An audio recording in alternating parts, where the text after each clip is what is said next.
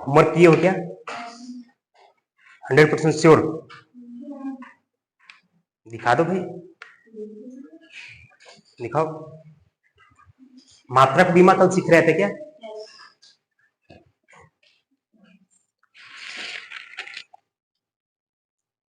बल का निकाले, बेग का निकाले, त्वरण का निकाले, बेग। वेरी गुड, तो पढ़े हो यार तुम, पक्का पढ़े हो। पक्का पढ़े हो। कौन सा कोचिंग में थे इसके पहले? पढ़ाया है हम लोग, बेशक पढ़ाया। सदिश राशि, वे राशि, अदिश राशि हो गया, द्रव्यमान त्वरण का निकाल लिए। गुड। गुरुत्वाकर्षण नहीं था, अभी बता देंगे क्या करना है। अपवर्तन का कुछ विस्थापन कुछ करना है, लेंथ ही तो है ना, लंबाई है, सिर्फ क्या हो जाएगा एल, खत्म। आवेश कौन है किसी वस्तु पर, एक आवेश एक इलेक्ट्रॉन, ठीक है। गुड। कहां से लिखे? अनियमित दिशाओं में चित्राना या फैलना परिकलन कहलाता है। खुद से लिखे हुए या फिर कहीं से लिखा हुआ है? हाँ, यस, गुड गुड। विक्षेपण, प्रिज्म से विवर्तन, तो इसीलिए तुम आज आगे बैठे हो, तुम करके आए थे ना, दिखा भाई।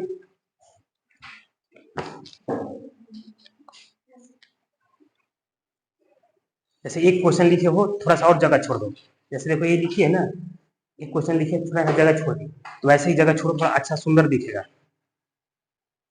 आयतन का निकाले, क्षेत्रफल का निकाले, विस्थापन निकाले, त्वरण का निकाले। त्वरण का गलती हो गया क्या? बेग बटे समय, बेग के लिए क्या था? L T power -1। बेग के लिए क्या है? दो पेन, एल टी पावर -1। ये डिवाइडेड बाई टी है तो ऊपर जाएगा तो क्या होगा बोलो? माइनस चला जाएगा, तो एल टी की पावर -1 हो जाएगा। और 1 है तो फिर ईश्वर के जैसा है, न भी लिखो तो कोई बात नहीं, ईश्वर हर जगह पे होता है, दिखता नहीं। बेग समय, त्वरण का बीमा, एल -1 तो पहले ही आ गया, इसके बाद टी डिवाइडेड बाई इतना, इसको जाएगा तो कितना हो जाएगा? तुम्हारा गड़बड़ चल रहा है। एल टी पावर -2, और बड़ा वाला ब्रैकेट में दुनिया वाले बंद करते हैं तो हम लोग भी बंद करेंगे, ये तुम्हारा त्वरण का हो जाएगा। बल का एम टी पावर -2, जब टेस्ट में तुम्हारा ये सही था, सबका गलत था, अभी तुम कर रहे हो तो गलती कर रहे हो। लाइफ टाइम तुम लोग को हैंड राइटिंग करवाया गया है। गांव के बच्चों को क्या काम किया जाता है? होमवर्क के रूप में हैंड राइटिंग लिखो, 1 क्लास से लेकर 12 क्लास तक। क्यों? इसके बाद भी तुम्हारी हैंड राइटिंग की न जाने किसकी नजर लगी हुई है? नजर उतरवाओ। संवेग, द्रव्यमान वेग, संवेग का बीमा, संवेग का क्या है? द्रव्यमान गुणे वेग, ठीक है, ये तो सही है। बल विस्थापन, बल गुणे विस्थापन, तो बल के लिए क्या किए? एफ, एफ के लिए क्या होता है? एम एल टी पावर, ठीक है। Half M V square, M का एम एल का स्क्वायर। चलो इसको जो है कि चेक कर लेना, ठीक है। तुम तो ये नहीं थे, तुमको कुछ आ ही नहीं रहा है। तुम भी क्या करोगे, थोड़ा सा और एक दो जगह छोड़ो, और कॉपी ये गरीबों वाली क्यों लेके आए हो यार? गरीब कल्याण योजना जैसा लग रहा है। थोड़ा सा कॉपी बनाओ, 70-80 रुपए के खरीदो। हाँ खरीदो, और सिर्फ यहाँ से जाकर घर पे जाकर नोट नहीं करने का है, एकदम जो कुछ भी करो यहीं पे करो, जो लिखना है, पढ़ना है, रफ करना है, जो कुछ करना है यहीं पे करो। उसको सजा के अपने शादी में तो किसी को दिखाना है नहीं, क्यों? बोलो, अगर अपनी कॉपी को शादी में दिखाना हो किसी को तो भाई उसको सजाओ खूब, अगर पढ़ना हो तो यहीं पे पढ़ो, ठीक है। किताब को भी कहीं किसी को गिफ्ट देना नहीं है, किताब में ही लिख पढ़ डालो। सही बात समझ में? तो ये गरीबों वाली कॉपी हटाओ, ये थोड़ी से जो है कि लाओ मोटा कॉपी, लगे कि हाँ दमदार तरीके से पढ़ रहे हैं। क्षेत्र का मात्रक, ठीक, कुछ कुछ तो सही कर ही रहे यार। अब एक विस्थापन का मात्रक, समय का मात्रक। अरे समय का मात्रक यहाँ गुणे में कैसे कर दोगे? विस्थापन बटे समय है ना, वेग का फार्मूला क्या है? विस्थापन बटे समय है, तो विस्थापन का मात्रक डिवाइड बाई समय का मात्रक होगा ना। अरे कैसे नहीं समझ में आ रहा है यार? समझना चाहोगे तो मैं समझ में आ रहा है। चलो मैं भी बताता हूँ, एक एक दो दो करके बताता हूँ।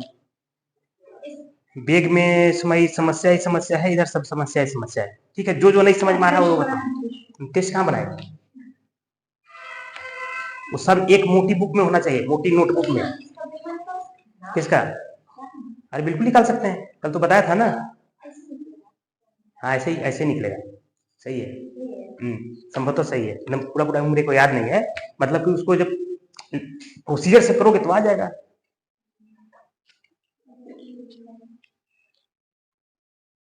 अब देखो जैसे इसको पढ़ना है ना, नोट्स लिखे हो इतना अच्छा, बहुत अच्छा, ये ठीक है, तुम्हारी हैंड राइटिंग ठीक ठाक चल रही है, ये लिखे हो, ये भी अब समझ में आ गया होगा। प्लस के साथ साथ माइनस भी कर सकते हैं, यहाँ पे plus minus plus minus plus minus plus minus दोनों हो सकता है ना, ठीक है। तो इसे जब आप रिवीजन करोगे, ठीक है, जब भी नोट्स को आप रिवीजन करो, कोई आपको सिखाया ही नहीं नोट्स का रिवीजन कैसे किया जाता है। नोट्स का अगर आप रिवीजन कर रहे हो, जैसे मान लो कि ये लिखे हो, इसमें अपवर्तन का मतलब क्या है, पारदर्शी माध्यम एक दूसरे माध्यम से गमन करती है, मतलब कि विचलित हो जाती है। तो विचलित शब्द जो है कि क्या हो रहा है, विचलित शब्द जो है कि इंपॉर्टेंट है, अंडरलाइन करो। कौन सा पेन से, इससे नहीं, किसी ब्लैक पेन से करो, रेड पेन से करो, ग्रीन पेन से करो, ठीक है। एक पेन से आप लिख रहे हैं, तो जब भी आप रिवाइज कर रहे हो, जब भी आप रिवीजन में जा रहे हो, फिर से पढ़ रहे हो, तो उसका सबूत होना चाहिए किसके पास, टीचर को दिखाने के लिए नहीं, खुद के लिए, खुद के लिए सबूत होना चाहिए कि हाँ हमने रिवीजन किया है। अदरवाइज मस्तिष्क आपका मानेगा ही नहीं कि कभी जिंदगी मैंने देखा है। आप उठाकर देख लो 11 क्लास का जो कॉपी लिखे हो, लगेगा ही नहीं कि कभी हमने उसको पढ़ा था, हमने लिखा है। अपने आप को साक्ष्य दीजिए, अपने मस्तिष्क को क्या करना है, एविडेंस प्रोवाइड करना है कि हाँ ठीक है तुमने लिखा है, तुमने पढ़ा है, ठीक है। ये सब तो काम कर ही लिए, अब तो बताने की जरूरत है। ध्रुवण क्या लिखे, यदि किसी प्रक्रिया द्वारा साधारण प्रकाश के विद्युत सदिश के कंपनों को तरंग संचरण की दिशा के लंबवत तल में एक निश्चित दिशा में सम्मिलित कर दिया जाए तो प्रकाश की यह घटना ध्रुवण। चलो कुछ हद तक ठीक है, कोई गलत नहीं, कहीं ना कहीं से देख के लिखा हुआ है, राइट, कोई बात नहीं यार, देख कर ही तो लिख रहे हो ना, उससे भी तो कुछ तो याद आ रहा है।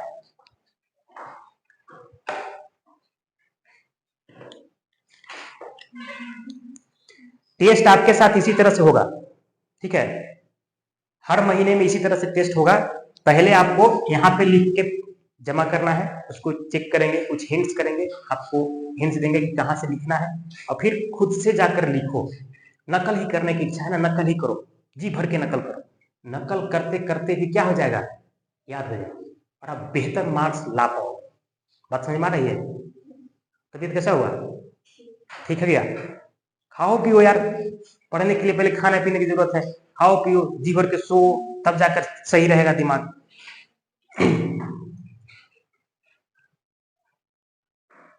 देखो टेस्ट वाला डिस्कस करने की जरूरत तो है नहीं है ना, टेस्ट में कुछ बताने की जरूरत नहीं है, गुरुत्वाकर्षण नियतांक बताना, ठीक है। चलो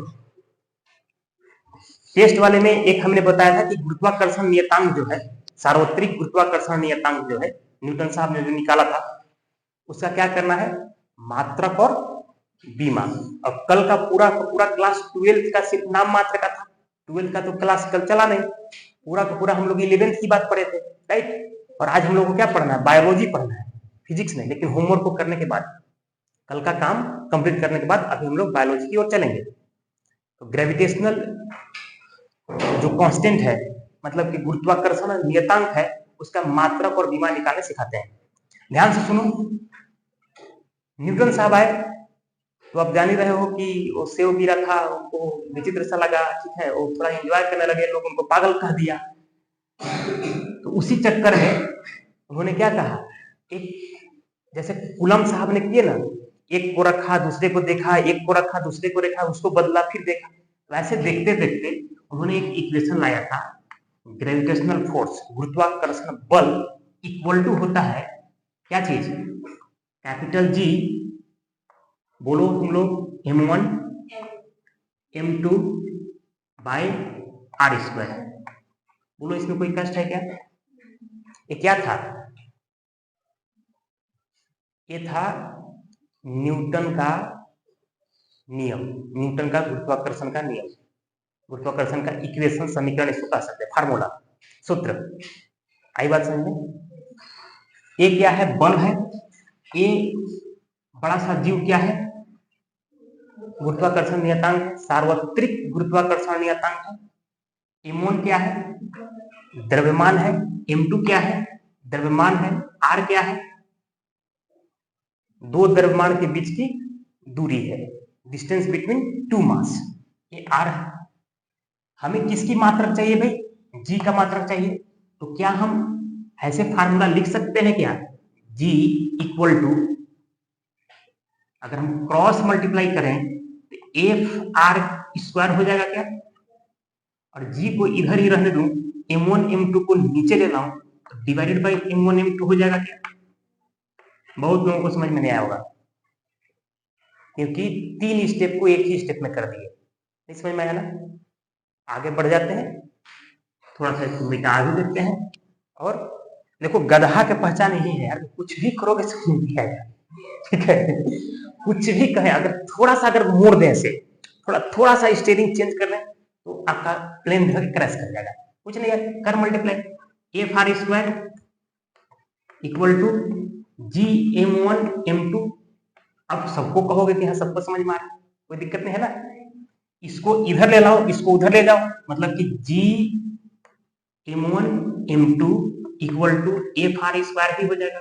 इसमें भी दुनिया को किसी को कष्ट नहीं होता है, नहीं हुआ। अब अगर मैं ये कहूं अरे तू कहाँ चिंतामणि बना है, यहाँ हो ही नहीं तुम, ठीक है। जी इक्वल टू क्या चीज, F R square divided by क्या, m1 m2।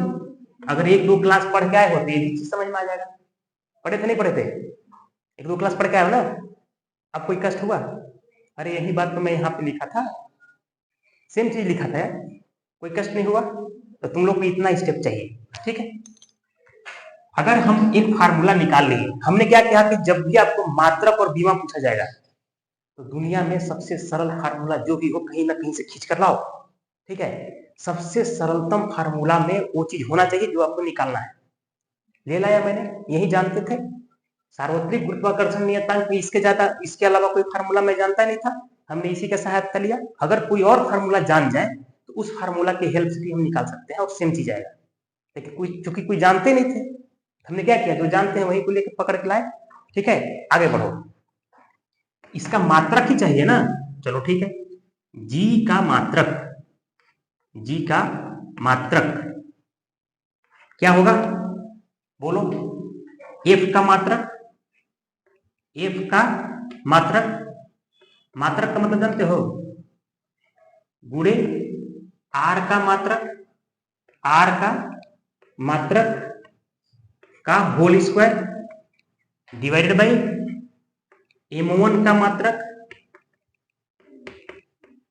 गुणे m2 का मात्रक। अरे पहले बताओ यार, तुम लोग सब्सक्राइब किए कि नहीं हमारे चैनल को, तुम भी किए हो, तुम लोग नहीं किए हो, तुम्हारे पास तो है ही नहीं है। अरे फोन जो घर में है यार उसी को टिप दो यार, कभी कभी जाते हैं जो घर में फोन है ना, पापा का फोन है, पापा का फोन लेकर खोजो, खोज कर उसको टिप दो। वो कभी कभी पढ़ने लगोगे तो अभी देखो पापा से फोन खरीदवाना है, राइट। अरे सुनो यार, ऐसे डायरेक्ट कहने से थोड़ी होगा, सुनो कैसे खरीदवाएंगे। पापा को खरीदवाना है, सब खरीदेंगे यार, एकदम खरीदेंगे। पहले आप चैनल को सब्सक्राइब करो, ठीक है, और चैनल पे कुछ पढ़ने लगो, ताकि कहीं से देख कर आए, मतलब कहीं से आए पापा तो देखे कि क्या कर रहे हो भाई, तुम तो पढ़ रहे हो, वीडियो नहीं देख रहे हो, पढ़ रहे हो, ठीक है। तो सबसे पहले सबूत पेश करो कि नहीं हमारी आवश्यकताएं हैं, ठीक है, हमारी आवश्यकता है मोबाइल फोन का, मल्टीमीडिया मोबाइल फोन खरीद के दीजिए। तो डायरेक्ट कहोगे तो कोई सुनेगा नहीं। अभी हम बताएंगे महात्मा गांधी का सत्याग्रह, ठीक है। महात्मा गांधी का सत्याग्रह जब पढ़ोगे तो वही है कि भाई सत्य के लिए आग्रह करना है, आवश्यकता अगर है तो हम आग्रह कर रहे हैं, लेकिन डायरेक्ट कहोगे तो कोई सुनेगा ही नहीं, ठीक है। तो डायरेक्ट कहो ही मत। आप जिस दिन डायरेक्ट कहोगे पापा कहेंगे कि ना ना इसकी कोई आवश्यकता ही नहीं। आप इनडायरेक्टली कहोगे हाँ थोड़ा सा मोबाइल दीजिएगा, पढ़ना है, पढ़ने बैठ जाओ, ठीक, पढ़ने लगो, वहां से कुछ नोट करने लगो, कॉपी पेन लेके बैठो, ठीक है। इतना करते करते क्या हो जाएगा, गार्जियन की आवश्यकता समझ में आ जाएगा, मतलब गार्जियन के दिमाग में चढ़ जाएगा कि नहीं हमारे बच्चों की आवश्यकता है, खरीद के दे देंगे। बात समझ में आया। जी का मात्रक, अब बोलो एफ का मात्रक निकाल सकते हो क्या, अरे दुनिया जानता है यार, एफ का जैसे खोज ही न्यूटन साहब कर दिए, तो क्या करेंगे, न्यूटन लिखेंगे क्या। आर का मात्रक क्या है, आर चूंकि दूरी है तो दूरी का मात्रक क्या होता है, एल तो बीमा है यार, मीटर होता है, तो इसको मीटर कर देते हैं, और चूंकि यहाँ पे स्क्वायर चढ़ा हुआ तो यहाँ पे स्क्वायर चढ़ा देंगे क्या, चढ़ा दिए, डिवाइडेड बाई m1 का मात्रक कितना, m1 है यार, m1 मास द्रव्यमान है, तुम यहाँ हो ही नहीं यार, ठीक है। m1 का मात्रक कितना बोलो, अरे मोल क्या है, द्रव्यमान को किसमें मापते हो, पेन खा रहे हो, किसमें मापते हैं, केजी में ना। तो क्या लिखोगे, केजी, और यहां भी क्या लिखोगे, m2 का मात्रक, ये भी केजी। ऐसा हुआ। इसको थोड़ा सा और सिंप्लीफाई कर लो, newton metre square divide by KG का स्क्वायर। कोई कष्ट है, कोई दुख परेशानी होगा, लिखो।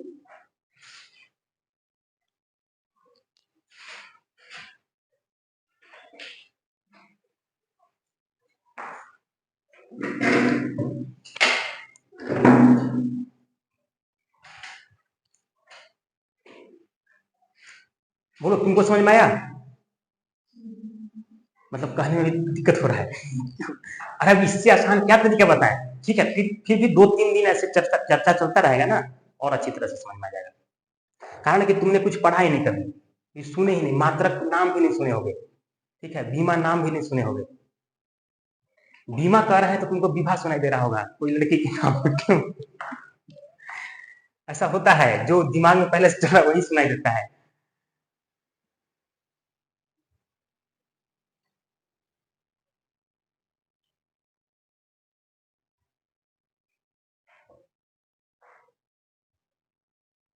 लिख पाए,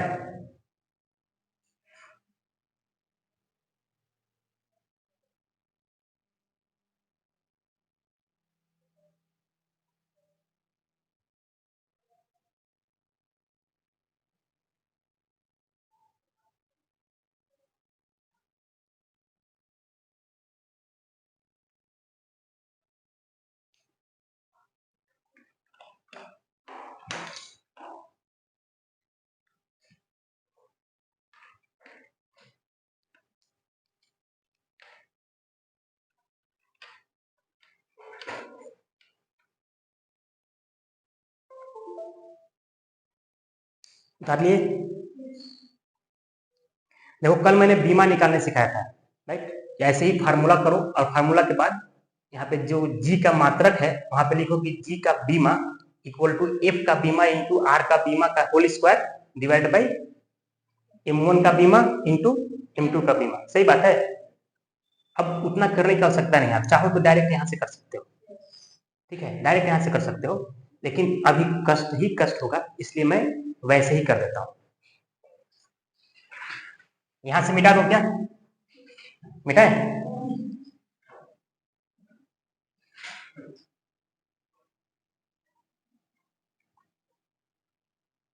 हो गया।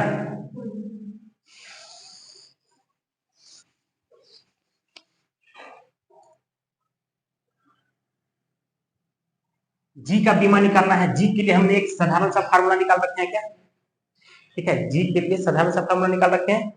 अब हम जी का बीमा निकाल रहे हैं, देखो जी का बीमा, बीमा मतलब डायमेंशन, ठीक है, डायमेंशन इक्वल टू क्या। तो अब चाहो तो लिखो, नहीं चाहो तो मत लिखो, ठीक है। एफ का बीमा, मत समझने के लिए मैं लिख दे रहा हूं, एफ का बीमा, एफ का बीमा इंटू आर का बीमा, आर का बीमा का whole square divided by m1 का बीमा, m1 का बीमा गुणे m2 का, m2 का बीमा। बोलो यस और नो। अब f का बीमा क्या होगा, f का बीमा क्या होगा, वहां तो मात्रक में न्यूटन लिख दिए थे, बहुत मजा आ गया, सिर्फ न्यूटन का कर, बीमा में क्या करेंगे, क्या करेंगे। अब f का बीमा मान लो हमको नहीं याद है, ठीक है, f का बीमा हमें नहीं पता है, हम क्या करेंगे, जुगाड़, जुगाड़ करो। f इक्वल टू क्या होता है, न्यूटन के सेकेंड इक्वेशन वाला से m इंटू ए होता है क्या, और m का मतलब क्या है, मास।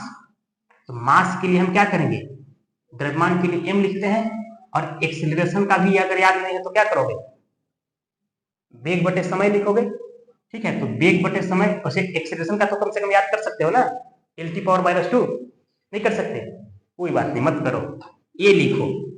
एक्सीलरेशन ए इक्वल टू क्या होता है, v बाई टी होता है क्या, और v भी नहीं पता है तो हम क्या करेंगे, v इक्वल टू क्या होगा, v equal to S by T होता है। तो v के लिए हम s by T divided by T कर दिए, बोलो कोई कष्ट।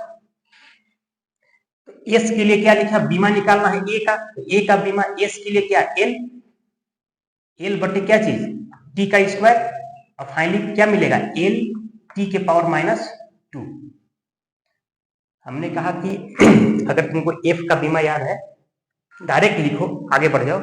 अगर दिक्कत हो रहा है तो आप क्या करेंगे, एफ के लिए एम ए फार्मूला होता है, तो हमने क्या किया, मास द्रव्यमान के लिए एम, एक्सीलरेशन पता होता तो एल टी के पावर -2 लिख देते। क्योंकि पता नहीं है तो हम एक्सीलरेशन के लिए क्या करेंगे, v बाई टी फार्मूला होता है, v का फार्मूला s बाई टी होता है, डिवाइड बाई टी को ऐसे ही चुपचाप शांतिपूर्वक ले लिए, ठीक है। और s चूंकि दूरी है, दूरी का बीमा क्या होता है, लेंथ l होता है, और नीचे क्या है टी टी, और टी टी का मतलब क्या है, टी टी का मतलब टाइम है, तो टाइम का बीमा क्या होता है, कैपिटल टी। तो ये जब डिवाइडेड बाई स्क्वायर है, ठीक है, टी का स्क्वायर है, तो ऊपर जाएगा तो क्या हो जाएगा, -2 हो जाएगा। तब इसी चीज को यहाँ पे लिख डालो, क्योंकि एक्सीलरेशन का बीमा क्या निकल रहा है, एल टी के पावर -2 आ रहा है, ठीक है, एल टी के पावर -2 आ रहा है।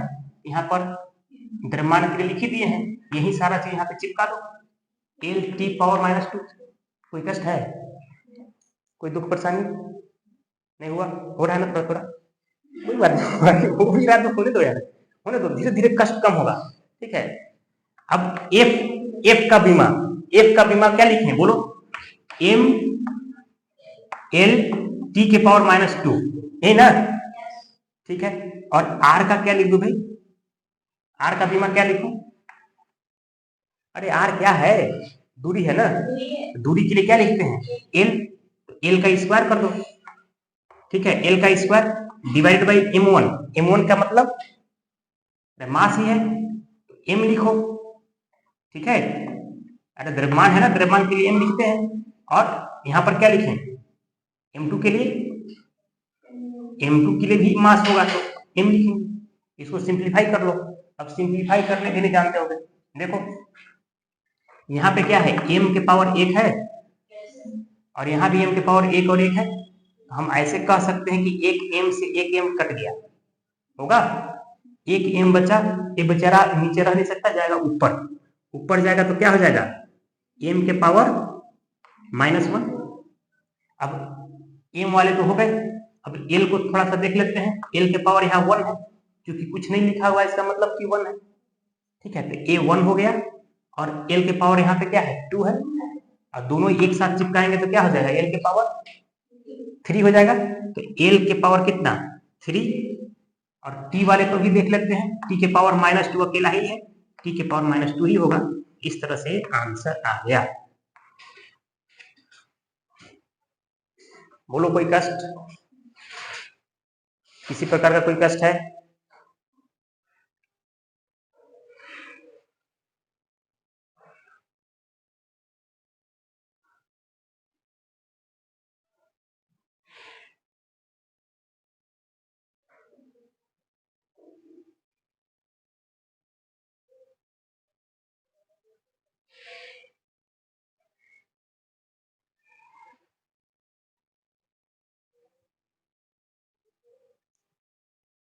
आई बात समझ में।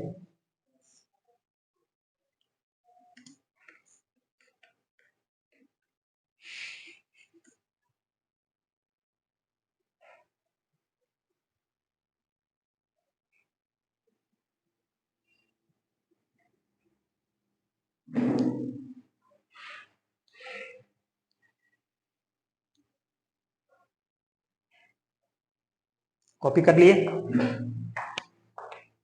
बोलो कर लिए क्या, मतलब कि कॉपी ही कर रहे थे, इसको क्या हुआ कि पिछले बार एक पीछे हो गई थी, ठीक है, तो इस बार क्या सोची कि जब तक पढ़ाएंगे तब तक हम कॉपी ही करेंगे, सुनेंगे ही नहीं, तो पहले से कॉपी करके बैठ गई, ऐसा हुआ ना, माइंड में चल रहा था ना, भाई हम थोड़ा सा पीछे हो जा रहे हैं, इसलिए इस बार शुरू से ही कॉपी करेंगे, ठीक है। तो इधर इधर जानने की जरूरत नहीं है क्या, इधर की आवश्यकता नहीं है तुमको, मिटाए। ये मात्रक बीमा पे इतना फोकस क्यों कर रहे हैं, क्योंकि 12th में आपको 1 से 2 क्वेश्चन कंफर्म मिलेगा, उससे ज्यादा भी मिल सकता है, 1 से 2 क्वेश्चन कंफर्म मिलेंगे, लेकिन ये जो पढ़ा रहे हैं वो नहीं मिलेंगे, सार्वत्रिक गुरुत्वाकर्षण नहीं मिलने वाला, वहां पे फाई मिलेगा, तो वो भी वैसे ही निकल जाएगा जैसे ही निकल रहा है, ठीक है। इलेक्ट्रिक फील्ड मिलेगा, वहां पे म्यू मिलेगा, ठीक है, एप्सिलॉन नॉट मिलेगा, ये सब मिलते हैं, बात समझे। बी मिलेगा, कैपिटल बी, कैपिटल ई, भी, ठीक है, वर्क डब्ल्यू, ऐसे मतलब कि 12th वाला चीज मिलेगा, 11th वाला नहीं। लेकिन सीखेंगे कहाँ से? 11th से ही सीखेंगे ना। अब थोड़ा सा एक दो और एग्जांपल ले लेते हैं, मिटा दूं। कल जो होमवर्क दिए थे उस होमवर्क में जो तुमको डिफिकल्ट लग रहा होगा वो बताओ। विस्थापन बोल रहे थे ना, विस्थापन है क्या यार? एल। विस्थापन के लिए क्या होगा? एल बस। और विस्थापन का मात्रक क्या होगा? मीटर। विस्थापन का मात्रक होगा मीटर और बीमा क्या होगा? Capital L. खत्म। क्लियर है? और जो कठिन लग रहा हो पूछो।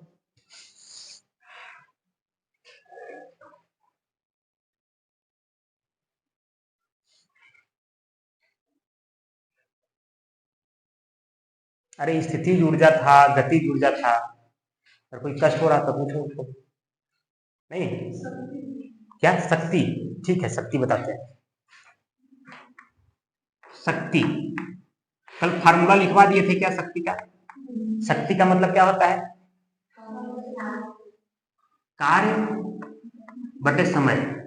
मतलब अगर हम परिभाषा की बात करेंगे तो हम एक कह सकते हैं कि पर इकाई समय में किया गया कार्य ही शक्ति कहलाता है, ठीक है। या अगर फार्मूला के टर्म में कहें तो कार्य और समय का अनुपात ही शक्ति कहलाता है। सही बात है, कोई कष्ट तो नहीं है ना यहां तक? चलो अब बताओ कि कार्य का मात्रक क्या है? कार्य का कोई मात्रक होता है? हमें नहीं पता है, हम क्या करेंगे? आसान सा काम। कार्य के लिए कोई फार्मूला जानते हो क्या? कार्य का कोई फार्मूला जानते हो दुनिया में? अरे बल गुणे विस्थापन यार कल ही नहीं लिखवाया था? नहीं लिखवाया था क्या? एकदम लिखवाया था। हाँ, बल गुणे विस्थापन। वर्क इक्वल टू 8 क्लास के बच्चे जानते हैं यार, साइंस में पढ़े हुए, ठीक है।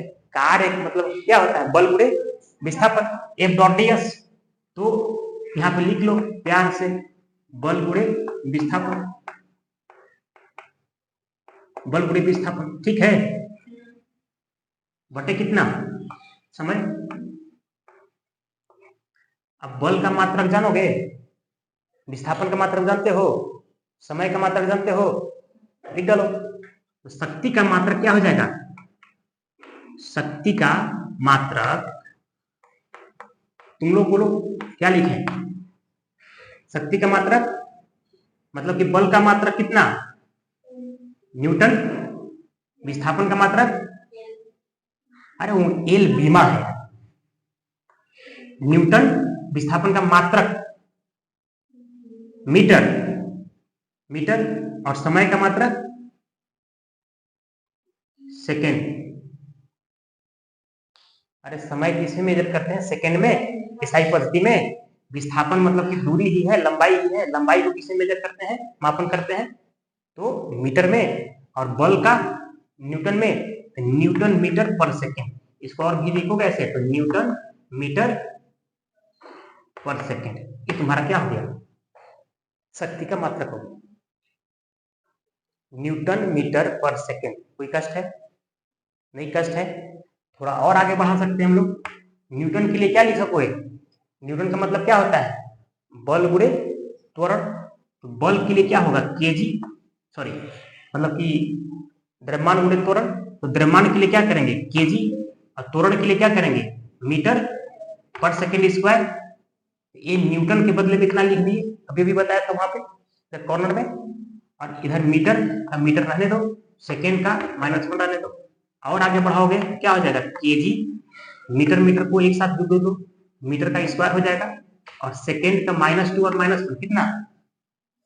-2 और -1 कितना लिख दें यहाँ पे? एस के पावर, हाँ कोई 4 करो, कोई 3 बोलो, कोई 1 भी बोलो यार। ये कितना होगा? अरे -2 और -1 कितना होगा? -2 -1 इक्वल टू व्हाट? 4 होगा। कहां से पढ़ के आया यार? -2 और -1 कितना होगा? -3 होगा यार, इसमें क्या करना है, -3, यहाँ पे -3 लिखो, ये भी तुम्हारा आंसर होगा, ये भी आंसर है, ये भी आंसर है। बात समझ में आया? देखो, जो लोग को नहीं समझ में आएगा बता रहे कहाँ चीज समझ में आएगा, ये न्यूटन मीटर सेकेंड तो सबको समझ में आ गया, सेकेंड ऊपर गया तो -1 चढ़ गया, ये भी समझ में आ गया होगा। देखो इसको नहीं समझ में आया होगा कि ये केजी मीटर पर सेकेंड स्क्वायर कहाँ से आया, बोलो मैं सही बोल रहा हूँ कि नहीं, बोल रहे हो ना, ये तुमको समझ में नहीं आया है, अब तुमको पेन खा रहे हैं, सब लोग बैठ कर पेन खाते हैं बस, ये चीजें और किसको नहीं समझ में आया, तुमको समझ में आया? हाँ, तुम 2-3 दिन से अब्सेंट हो, कहाँ समझ में आएगा, केजी मीटर पर सेकेंड स्क्वायर तुमको समझ में नहीं आया, क्यों जानते हो? अभी मैं यहाँ पे एफ के लिए निकाल रहा, तुम कॉपी ही नहीं कर रहे थे, लास्ट वाला कॉपी करके तुम छुट्टी मार दी। फिर से देखो, अरे यार फोर्स, ये न्यूटन किसका है, बल का है ना, तो बल F इक्वल टू क्या होता है, m इंटू ए होता है, अरे बल गुणे त्वरण होता है, सॉरी द्रव्यमान गुणे त्वरण होता है, द्रव्यमान के लिए क्या करेंगे, केजी लिखेंगे, और त्वरण को किसमें मेजर करते हैं, मीटर पर सेकेंड स्क्वायर में करते हैं, तो क्या हो जाएगा मीटर पर सेकेंड स्क्वायर, यही चीज तो यहाँ पे लिखा हूं ना, यही सारा चीज यहाँ पे दिया हूं, और इसको मैं कम से कम कल से लेकर आज तक 4 बार बता दिए, बल के लिए जो है कि मात्रक 4 बार निकालने सिखा दिए, और बीमा निकालने, बीमा कितना होगा बताओ तो, बोलो बीमा m l t के पावर 2 हो गया, बस यही है, m l t के पावर -2, आया नहीं आया? ये भी लिख सकते हैं, ये भी लिख सकते हैं, दोनों सही है, कोई दिक्कत है? बीमा लिख दूं, बोलो।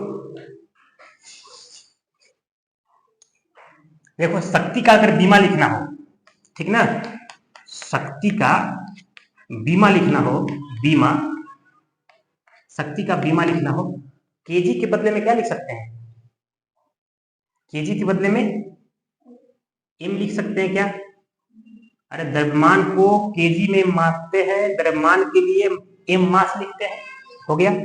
मीटर लेंथ के लिए मीटर होता है तो एल लिख दूं, और चूंकि यहां पर स्क्वायर है तो एल के ऊपर भी स्क्वायर होगा, और सेकेंड किसके लिए मेजरमेंट है, टाइम के लिए, तो इसको इसके बदले में क्या लिख दें, टी के पावर कितना 3, और दुनिया वाले बड़ा ब्रैकेट मारते हैं तो हम लोग भी बड़ा ब्रैकेट मारेंगे, ये आंसर हो जाएगा।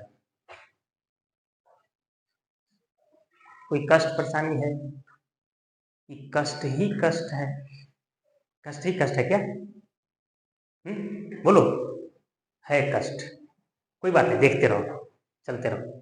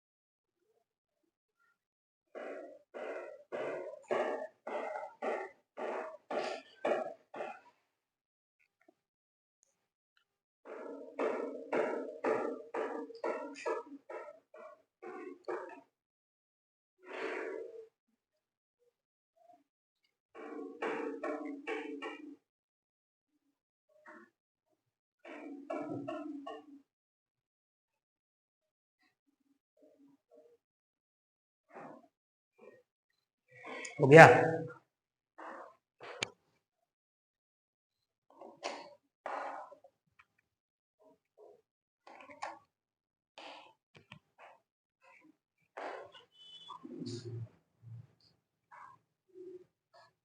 कॉपी कर लिए,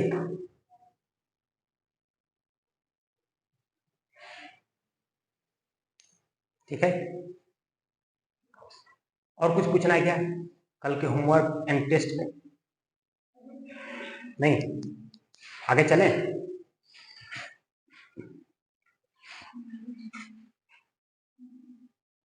अगर कोई डाउट हो तो इन लोग से पूछते रहना, ठीक है, जिसको डाउट हो किसी और से पूछते रहो, अभी भी ना आए हमसे पूछो। दिखा दो।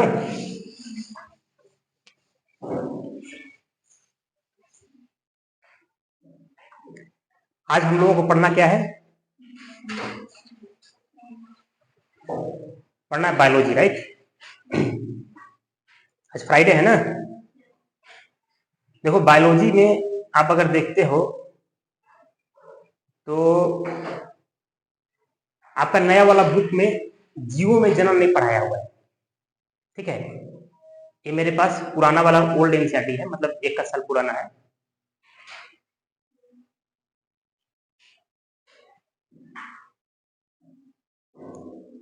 हमको यहीं से शुरू करना है। अभी के जो नया वाला एनसीईआरटी है उसने पुष्पी पादपों में लैंगिक प्रजनन से शुरुआत कर दिया, ठीक है? जीवों में जन्म को नहीं पढ़ाया गया है, लेकिन हमको क्या करेंगे, थोड़ा सा समय उस पर देंगे जीवों में जन्म, ताकि लैंगिक प्रजनन भी समझ में आए और मानव प्रजनन भी समझ में आए, ठीक है? मतलब ये दृष्टिकोण प्रदान करेगा जीवों में जन्म। जब चैप्टर पढ़ेंगे तो ये दृष्टिकोण प्रदान करेगा कि जन्म जो है कि एक तरीके से नहीं अनेक तरीके से हो रहा है। जीवों में जन्म जो है अनेक तरीके से हो रहा है। उसको थोड़ा सा शॉर्टकट में, हमारे सिलेबस में है नहीं तो उसको शॉर्टकट में सिर्फ समझने के लिए चर्चा कर रहे हैं, ठीक है? जीवों में जन्म, लिखते चलो, लिखो जीवों में जन्म। जन्म का मतलब है रिप्रोडक्शन। रिप्रोडक्शन का मतलब जानते हो? संतान की उत्पत्ति करना, मतलब कि अपने जैसा ही एक नया जीव बना। जन्म का मतलब यही। इस चैप्टर में क्या पढ़ाया गया था जो कि अब सिलेबस में नहीं रहा?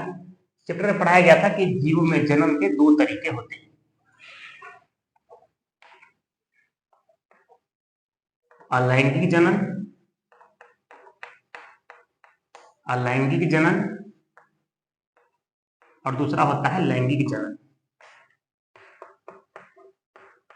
लैंगिक जनन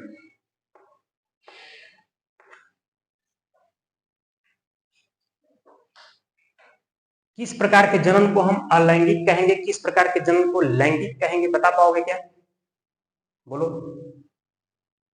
इसको इंग्लिश से बोलते हैं असेक्सुअल रिप्रोडक्शन और इसको सेक्सुअल रिप्रोडक्शन, ठीक है? बता पाओगे इसका डेफिनेशन?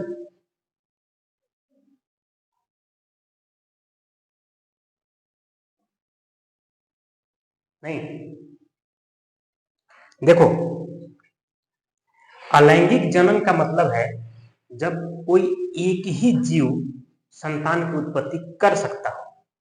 कोई एक ही जीव संतान की उत्पत्ति कर सकता हो, मतलब कि नर और मादा का कोई अवधारणा वहां पर नहीं चलेगा। और जब नर और मादा दोनों की आवश्यकताएं पड़ रही हो तो उसको क्या कहेंगे? लैंगिक जनन। तो लैंगिक अलैंगिक जनन में थोड़ा सा लिख लो। जब एक ही जीव संतान की उत्पत्ति कर सकता है,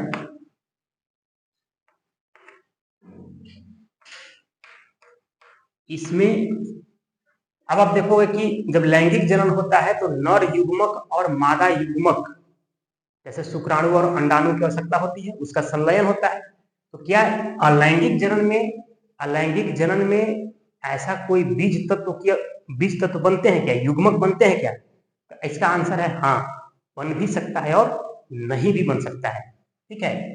जब एक ही जीव संतान की उत्पत्ति कर सकता है, इसमें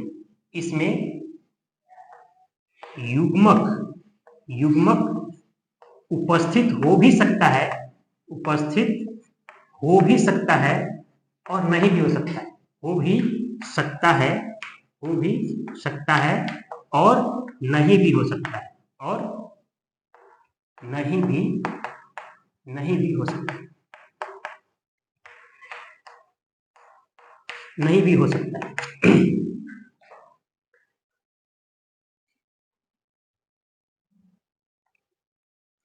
युग्मक का मतलब जानते हो? युग्मक कौन बताएगा? युग्मक का मतलब है बीज तत्व। एक बीज, अब ऐसे समझ लीजिए कि एक बीज है, बीज तत्व, ठीक है। युग्मक का मतलब युग्म और एक, युग्म और एक से मिलकर बना हुआ युग्मक, मतलब एक जोड़ा बनना था लेकिन उसमें जोड़ा में से कोई एक, ठीक है। जैसे अकेला शुक्राणु, अकेला अंडाणु, उसको हम क्या कहेंगे? युग्मक कहेंगे। ऐसे ही पौधों में और अन्य जीवों में भी होता है, उसे ही क्या कहेंगे? युग्मक कहेंगे। कोई दिक्कत है क्या? ठीक है। यहाँ पे क्रिटिकल क्वेश्चन में पूछते हैं कि अलैंगिक जनन में युग्मक होता है या नहीं होता है? तो हो भी सकता है और नहीं भी हो सकता है, ठीक है। अभी हम देखेंगे कि चल बीजाणु की सहायता से भी जो है कि अलैंगिक जनन होता है, तो वहां पर युग्मक उपस्थित हो जाता है। और जनरली जैसे कि आलू देखो तो आलू में से आंख निकलता है, तो वहां पे कोई युग्मक नहीं है। अदरक को ऐसे ही तोड़ के हम लोग रोप देते हैं, अदरक में प्रकंद निकलता है नीचे से जड़, तो वहां भी कोई युग्मक की आवश्यकता नहीं पड़ रही है, लेकिन तमाम जगह पे युग्मक की आवश्यकताएं पड़ती है, वो अभी हम देखेंगे। लैंगिक जनन का मतलब क्या है? लैंगिक जनन में क्या हमेशा ही दो जीव की आवश्यकता पड़ेगी क्या? आंसर है नहीं, ठीक है। हमेशा ही दो जीव मिले ही ये कोई जरूरी नहीं, लेकिन ये अनिवार्य है कि दो युग्मक की आवश्यकता पड़ेगी। दो युग्मक, जैसे कि अंडाणु और शुक्राणु दोनों की आवश्यकता पड़ेगी, लेकिन कुछ कुछ ऐसे भी जीव हैं जो कि नर भी हैं और मादा भी हैं, और दोनों अंडाणु और शुक्राणु दोनों का प्रोडक्शन को खुद ही कर रहा है, और अब अकेले मिलकर ही बच्चा पैदा कर रहा है। बात समझ में आया? मतलब कि प्रकृति बड़ा विविधता भरा है ना, अलग अलग नमूना पेश करता है। तो एक ही जीव यहाँ अनिवार्य रूप से था, युग्मक हो भी सकता है और नहीं भी हो सकता है। और यहाँ पर देखो, यहाँ दो युग्मकों, एक या दो जीवों के अनिवार्य रूप से दो युग्मकों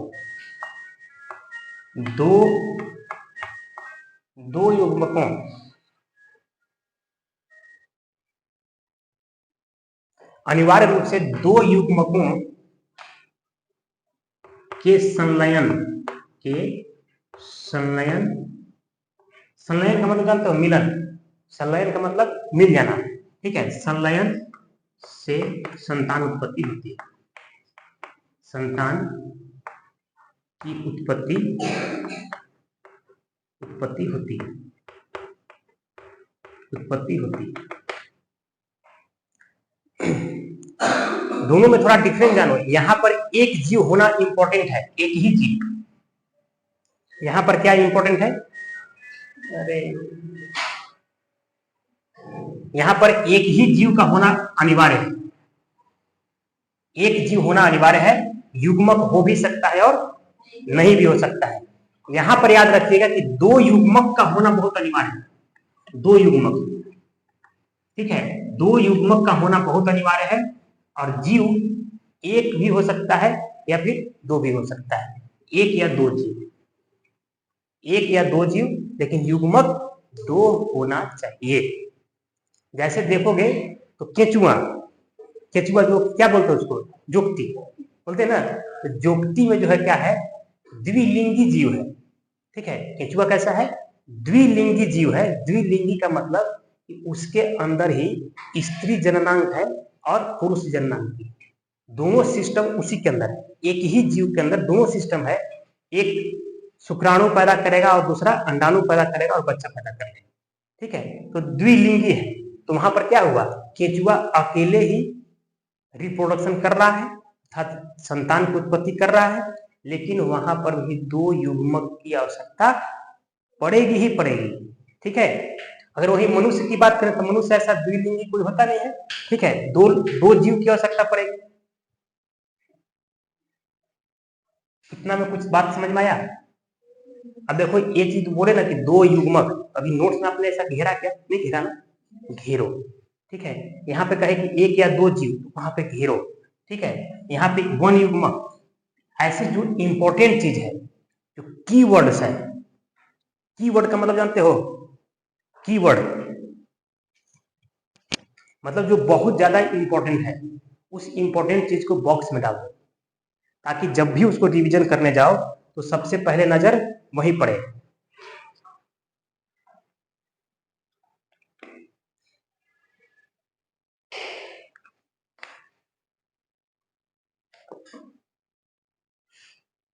हो गया। अलैंगिक जनन और लैंगिक जनन के बारे में एकदम जो बेसिक डिफिनेशन था, बेसिक डिफरेंस था, उसको हम लोगों ने समझा। राइट, आगे चलते हैं।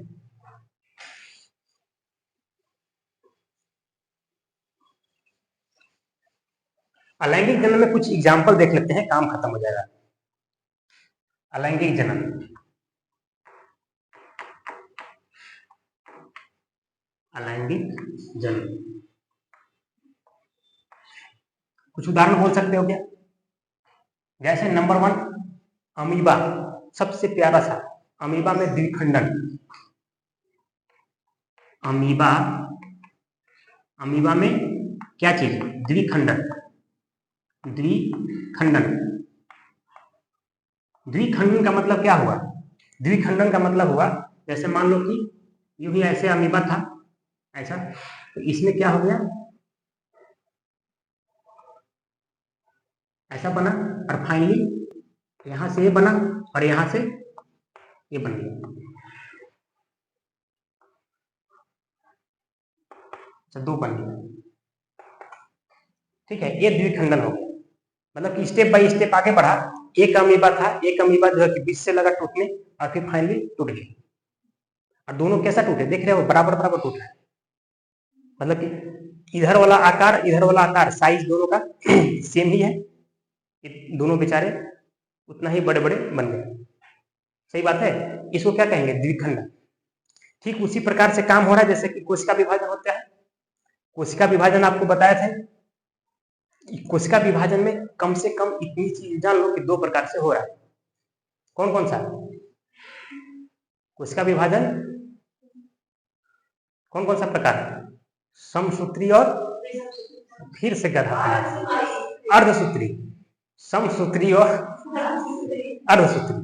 ठीक है, मिटोसिस एंड मियोसिस, ये 2 तरीका है। समसूत्री में कितने डॉटर सेल बनते हैं, मतलब कि छोटा वाला कोशिका कितना बनता है? 2 बनता है। समसूत्री विभाजन में 1 से कितना बनेगा? 2 बनेगा। और अर्धसूत्री में कितना बनेगा? 1 से, किसी को कोई पता नहीं, कोई रिवीजन नहीं कर रहा है यार। जो काम का चीज था मैंने लिखवा रखा था। अर्धसूत्री विभाजन में 1 से कितना बनेगा फाइनली? बोलो बोलो। अरे कहाँ 3 लिखवाए यार, कहीं लिखवाए क्या? बोलो, 3 कहीं लिखवाए हैं? समसूत्री विभाजन जब होगा, जब जब समसूत्री विभाजन होगा तो एक कोशिका से 2 कोशिका बनेगी और इसमें गुणसूत्रों की संख्या में कोई अंतर नहीं आएगा। अरे बोलो यार, सब खो गए पता नहीं कहां। समसूत्री विभाजन में 1 से 2 बनेगा और गुणसूत्रों की संख्या में कोई बदलाव नहीं होगा। ये कहां पे होता है? बॉडी में हर जगह पे इस तरीके से हम लोग का बॉडी का निर्माण हो रहा है और हम ही लोग का पूरे जीव का समसूत्री। लेकिन अर्धसूत्री विभाजन में क्या होगा? अर्धसूत्री विभाजन में क्या होगा? एक कोशिका से कितना बनेंगे? फाइनली एक कोशिका से 4 बनेगा। कोई बोल ही नहीं पा रहे हैं। 1 से 4 बनेगा और आप ये भी देखेंगे कि 1 से जब 4 बन रहा है तो गुणसूत्रों की संख्या कितनी हो जाएगी? आधा हो जाएगा। जैसे हम लोगों के सेल में गुणसूत्रों की संख्या कितना होता है? 23 जोड़ी, 23 नहीं, 23 जोड़ी, मतलब कि 46, 46 होता है ना। अगर हम मान लेते हैं कि हमारे हाथ का एक कोशिका क्या कर रहा है, हाथ का कोशिका यहाँ पर डेवलप कर रहा है, तो हाथ का कोशिका जब डेवलप करेगा तो एक कोशिका 2 कोशिका बनाएगा, एक कोशिका 2 कोशिका बनाएगा और 2 कोशिका बनाएगा तो बोलो कि कितना उसमें गुणसूत्र रहेंगे? उसमें भी 46 ही रहेंगे। ठीक है, ये बॉडी के हर जगह पे यही हो रहा है, सिवाय जनन कोशिकाओं में। जनन कोशिकाओं में ऐसा नहीं होता। जनन कोशिका में सदैव ही अर्धसूत्री विभाजन होता है। और अर्धसूत्री विभाजन जब जब होगा तो 1 से 4 बनेंगे और गुणसूत्रों की संख्या आधा हो जाएगा, गुणसूत्रों की संख्या आधा हो जाएगा। ठीक है, थोड़ी सी इसको जान लो यार, फिर से जान लो। देखो एक सेल में 46 गुणसूत्र होता है, 46 गुणसूत्र या इसको क्या कह सकते हैं, 23 जोड़ी गुणसूत्र। ठीक है, 23 जोड़ी गुणसूत्र कह सकते हैं या फिर 46 गो गुणसूत्र कह सकते हैं, 46 गो। ठीक है, 46 गुणसूत्र क्रोमोसोम। ये जब समसूत्री विभाजन होगा तो 2 बना दिया, किसमें, समसूत्री में। ये बार बार आपको जब किताब पढ़ोगे तो मिलेगा समसूत्री विभाजन। समसूत्री विभाजन, जब समसूत्री विभाजन होगा तो 2 बनेगा और इसी को क्या बोलते हैं, डाउटर सेल। ठीक है, इसका बेटी सेल है, बेटी कोशिका। ठीक है, डाउटर सेल। इसमें कितना रहेंगे, इसमें भी 46 होगा और इसमें भी कितना होगा, 46 होगा। कोई कष्ट है? अरे इसीलिए तो यार, अगर हाथ की कोशिकाएं हैं तो भाई आज जो कोशिका है वही कल भी ऐसा ही रहता है ना, बदलता थोड़ी है। ऐसा थोड़ी रात भर में पूरा पूरा हाथ हमारा बदल गया, ऐसा नहीं हो रहा है ना। ऐसा क्यों? क्योंकि 46 में ही जा रहा है। जो गुण पहले वाला में था वही गुण बनने वाला में होगा, जो गुण मदर में है वही गुण चाइल्ड में भी है, जो पेरेंट सेल में है वही चीज चाइल्ड सेल में भी है। बात समझ में आया? इसीलिए कोई बदलाव नहीं हुआ। अदरवाइज रातों रात हम लोग बदल जाते हैं। ठीक है, रातों रात बदल जाते हैं हम लोग यार। ठीक है, हर चीज बदल जाता है। नाक लंबा है तो नाटा हो जाता है, आंख भूरा है तो लाल हो जाता है। लेकिन ऐसा नहीं हो रहा है ना, ऐसा नहीं हो रहा। क्यों नहीं हो रहा है? क्योंकि बॉडी के पूरे सेल में समसूत्री विभाजन हो रहा है, कोई बदलाव नहीं हो रहा है। अगर बदलाव होने लगे तब तो बदल जाएंगे हम लोग। दूसरी चीजें कि अगर कुछ डिस्टर्बेंस पैदा हो जाए तो बीमारी हो जाता है, जैसे कि कैंसर वगैरह हो सकता है या फिर और नाना प्रकार का है समस्याएं वो हो जाएंगे। एक तरह से कैंसर आप समझ सकते हो, वो ही जानलेवा है, बहुत खतरनाक है। ऐसा नहीं हो रहा तो अच्छी बात है। अब आप देखो, अब आप देखते हैं कि किसमें, एक तो समसूत्री हो गया, दूसरा चलो कम से कम सही बोल तो रहे, समसूत्री और अर्धसूत्री। अर्धसूत्री विभाजन का भी देख लेते हैं नमूना कैसा है। अर्धसूत्री अर्धसूत्री विभाजन, अर्धसूत्री विभाजन। अर्धसूत्री विभाजन होगा कहां? सिर्फ और सिर्फ जनन कोशिकाओं में होगा, जनन कोशिकाओं में होगा। अब देखिए अर्धसूत्री विभाजन में ये क्या लिया, मान लेते हैं कि मदर सेल है। मदर सेल का मतलब समझ लो ना, जिससे को पैदा होने वाला है। ठीक है, तो ये पहले का सेल है। इससे पहले क्या होता है, इसमें कितना गुणसूत्र, 46। कितना गुणसूत्र? 46 गुणसूत्र। ठीक है, यहां से पहले 2 बार में टूटेगा, ऐसा। ठीक है, 2 बार में टूटेगा। हालांकि यहीं पर 23 होगा, फिर भी छोड़ो उसको। ये जो है कि 46 हुआ, 2 टूटा, 2 के बाद फिर से बेचारे टूटते हैं ऐसे ऐसे, यहां यहां और यहां। या फाइनल वाले का फोटो अलग बना देते हैं कुछ से।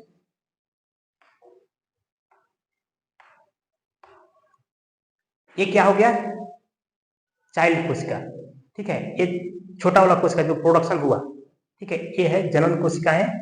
तो इसमें कितने गुणसूत्र, 23, यहां पर भी 23, यहां पर भी 23 और यहां पर भी 23। 23 जोड़ी नहीं है, संख्या में 23 है।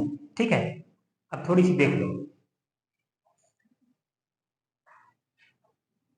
जो नर है, तो मान लो कि इंसान का नर, तो इसमें कितना रहेगा, 46 रहेगा।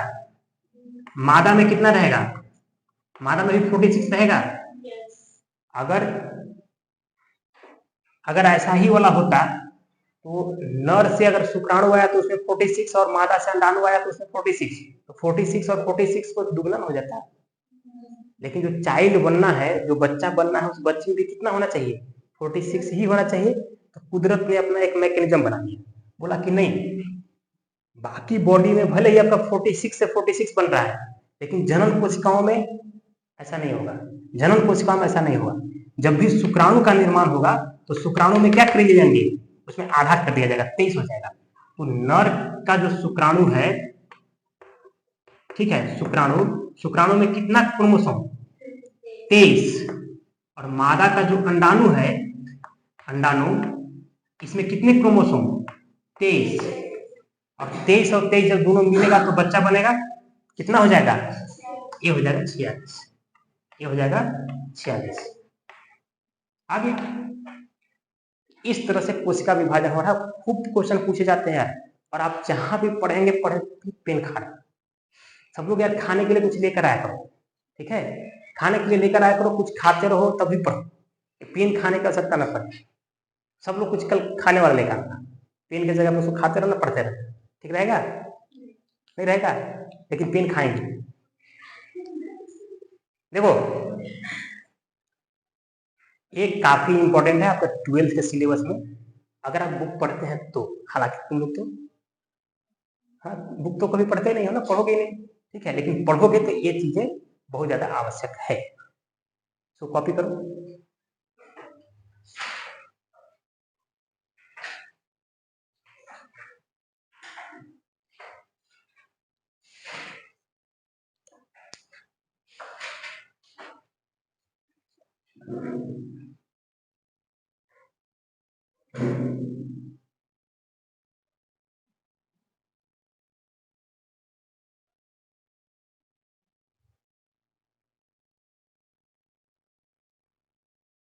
तो तुम जैसे नोट्स लेकर आए हो पहले वाला, ऐसे सब लोग लेकर आओ, घर पे जाकर देखो जो पहले पढ़ाया हुआ है, पहले से जहां भी पढ़े आप, वो नोट्स आपके लिए बहुत ही फायदेमंद है। लेकिन हम लोगों को क्या सिखाएगा कि 1 साल पढ़ो फेंक दो, तो किताब पढ़ो बेच दो, नोट्स को भी कबाड़े में फेंक दो, इसको भी 2 रुपए 4 रुपए 10 रुपए किलो के हिसाब से बेच दो।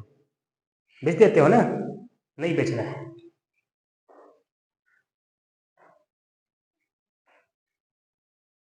हो गया?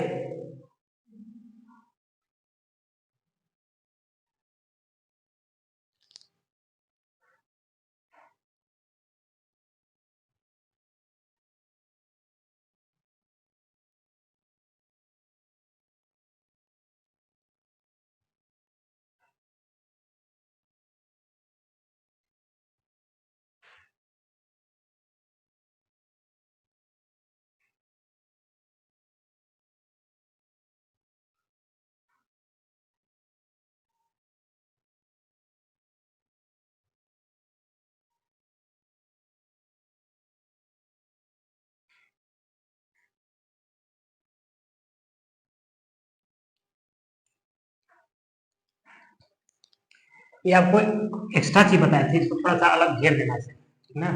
ये बॉक्स में डाल देना, जहां भी लिख रहे हो उसको बॉक्स में डाल देना।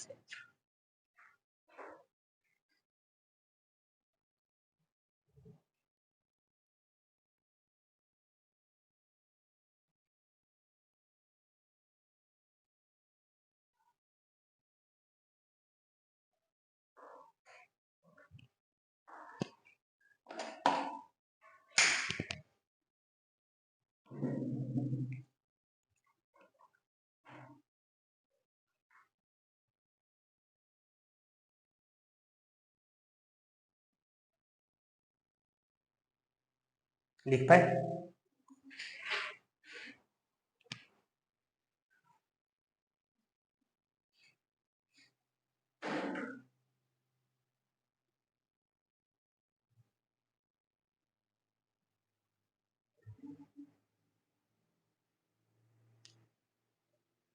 जाने?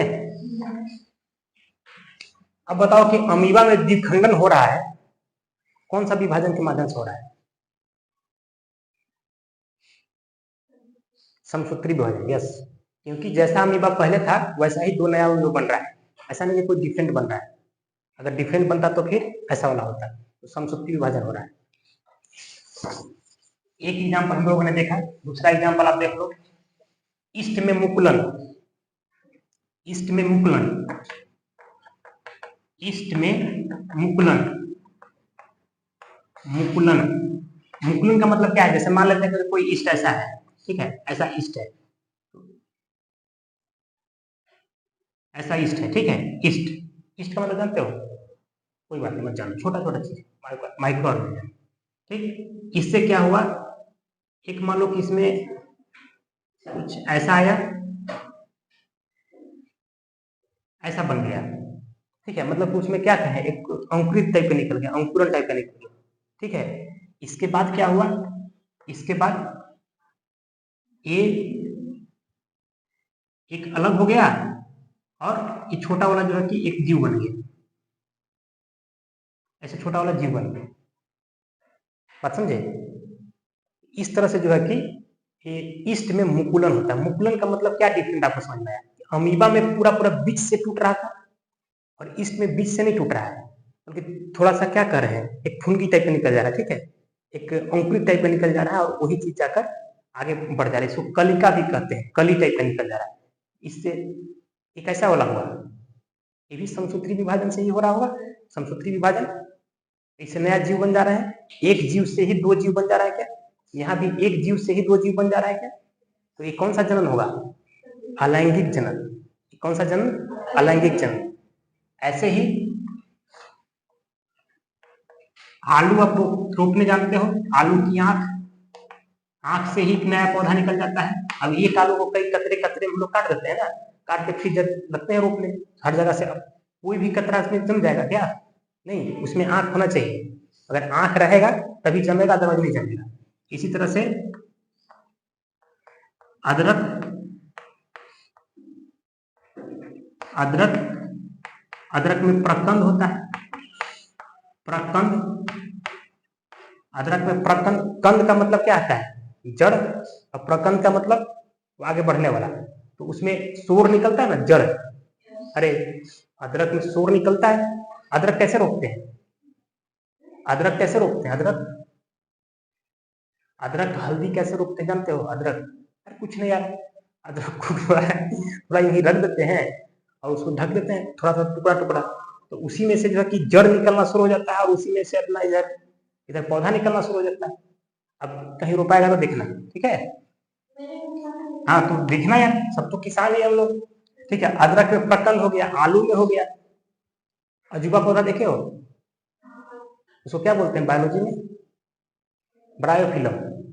तो ब्रायोफिलम की जो है कि पत्ती कनिका कलिका बोलते हैं, ठीक है। तो ब्रायोफिलम, ब्रायोफिलम में मतलब पत्ती का मतलब समझ गए? वो जो पत्ता है ना, उसका जो पतई है, पत्ता, उसी में से क्या करता है, नया पौधा निकल जाता है।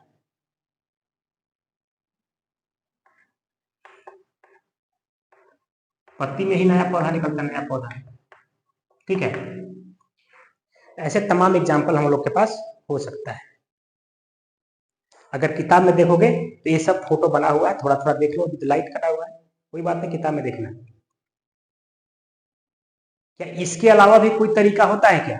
तो हाँ होता है, ठीक है। इसके अलावा भी तरीके होते हैं। जैसे कुछ जीव जो है, कुछ जीव क्या करते हैं कि अगर विषम परिस्थिति आ जाए, विषम परिस्थिति आ जाए तो वो अपने आप को बिल्कुल सिकुड़ लेते हैं, ठीक है। ऐसा हो जाएंगे जैसे कि वो पूरा का पूरा मर ही गए, ठीक है। लेकिन वो मरते नहीं है, वो क्या करते हैं, छोटे छोटे बीजाणु में कन्वर्ट हो जाते हैं, छोटे छोटे बीजाणु में कन्वर्ट हो जाते हैं, ठीक है। और जब सम परिस्थिति आएगा तो क्या कर लेंगे, उस बीजाणु को फैला देंगे, और जब बीजाणु को फैला देंगे तो ढेर सारे क्या बन जाएगा, ढेर सारा जीव बन जाएगा। जैसे थोड़ा एग्जाम्पल देखो, जो घास गेहूं में उगता है, वो घास पूरे साल के बाद गेहूं में ही उगेगा, धान के समय नहीं उगता, देखे हो? अब जो जो जो है कि घास पात खरपतवार जो है धान के खेतों में उग रहा है, वो गेहूं में नहीं उगेगा, वो धान में ही जाकर उगेगा। देखो ऐसा कैसे हो रहा है? धान में जो अभी अभी धान ही चल रहा है ना, अभी धान चल रहा है, धान के में जो, अरे सॉरी यार, गेहूं चल रहा है, ठीक है। तो अभी गेहूं चल रहा है, तो गेहूं में अभी पकने वाला है गेहूं, ठीक है। गेहूं में जो घास खरपतवार जो उगे हुए हैं, ठीक है, खरपतवार, वो खरपतवार क्या करें, अब वो जान रहे हैं, उनको सिग्नल मिल रहा है कि अब विषम परिस्थिति आ रहा है, विषम परिस्थिति आ रहा है, तो क्या करेंगे, छोटे छोटे बीजाणु बना देंगे, छोटे छोटे बीज तत्व बना लेंगे। अब बीज तत्व को इतना भयानक तरीके से कवर कर देंगे ना कि पूरे साल तक उसका बीज नहीं सड़ेगा। और घर में गेहूं रख देंगे तो साल भर में पूरा सर्दी खत्म हो जा रहा है, लेकिन वो धूप छाया में रह रहा है धान भी उसमें कमा रहे हैं, उतना पानी भी डुबा रहे हैं, इसके बावजूद भी गेहूं के खेत में जो खरपतवार है, घास पात है, उसका बीज नहीं चल रहा है। सोचो उसमें क्या हुआ है, एक ही गोला में या एक ही पैकेट में ढेर सारे बीजाणु लोग क्या कर दिए, पैकेट बना कर रख दिए और ऐसा आवरण बना देते हैं, वो आवरण न धूप से खराब हो रहा है न पानी से खराब हो रहा है। 1 साल के बाद फिर जब गेहूं बुआई होगा तो वो अपना क्या कर देंगे, प्रस्फुटित कर देंगे, उसको फोड़ देंगे और एक बीज तत्व वाला जब टूटेगा हो सकता है कि 5, 10, 100 जो है कि नया घास उत्पन्न हो जाएगा। बात क्लियर हुआ? ये काम खुद अमीबा भी करता है, ये काम जो है अमीबा भी करता है। तो इस तरह से आप कह सकते हो कि चल बीजाणु का निर्माण करते हैं। जैसे अभी खरपतवार में देखे ना, खरपतवार में तो चल बीजाणु का निर्माण कर लेते हैं या सिर्फ बीजाणु का निर्माण कर लेते हैं। ठीक है, अगर एग्जाम्पल देखना हो तो क्लैमिडोमोनास में अलैंगिक चल बीजाणु हो रहा है, पैनिमिसियम में भी, ओनोडिया में भी हो रहा है, ये सारी चीज। या हाइड्रा में आपका कलिका निकलता है, हाइड्रा में वो सब क्या है, हाइड्रा में जो कलिका निकल रहा है वो भी क्या है, अलैंगिक चरण। तो ऐसे तमाम एग्जाम्पल हो सकते हैं। कॉपी करो इसको, कर लिए, मिटा दें। तो अभी तक हम लोगों ने क्या समझा, अभी तक हम लोग ये समझे कि एक जीव भी क्या कर सकता है, संतान की उत्पत्ति कर सकता है। अगर एक जीव संतान की उत्पत्ति कर रहा है तो उसको कौन सी जनन कहेंगे, अलैंगिक जनन कहेंगे। क्या अलैंगिक जनन में युग्मक की आवश्यकता होती है, नहीं हो सकती है, होती है कि नहीं होती है? तो हो भी सकती है और नहीं भी हो सकती है। जैसे जो बीजाणु वाला बात की, जो खरपतवार वाला एग्जाम्पल दिए, तो खरपतवार क्या हो रहा है, युग्मक का निर्माण कर रहा है, लेकिन एक ही पौधा कर रहा है।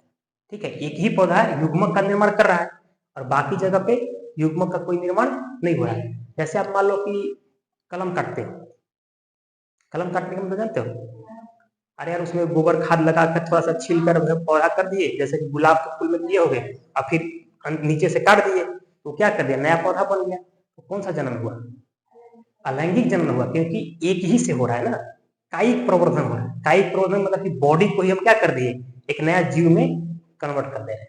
ठीक है, तो ये अलैंगिक जनन है। थोड़ा इतना जानना बहुत हो गया, सिलेबस में है नहीं। आगे बढ़ते हैं, लैंगिक जनन। लैंगिक जनन बेसिक चीज तो इसका जानकर लैंगिक जनन में कि इसमें एक जीव भी हो सकता है, अकेले जीव भी हो सकता है और 2 जीव भी हो सकते हैं, लेकिन अनिवार्य रूप से 2 युग्मक की आवश्यकता पड़ेगी। ठीक है, अनिवार्य रूप से 2 युग्मक की आवश्यकता पड़ेगी।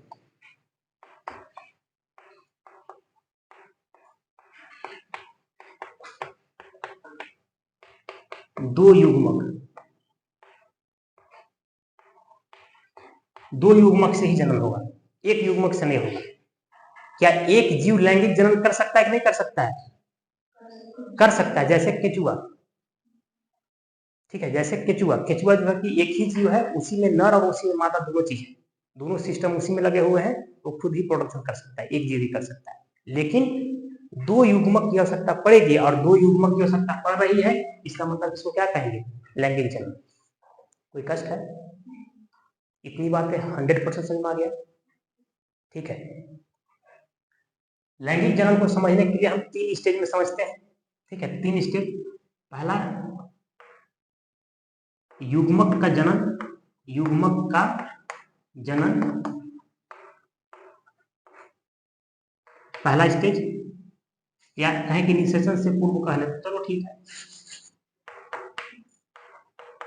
निषेचन की पूर्व अवस्था।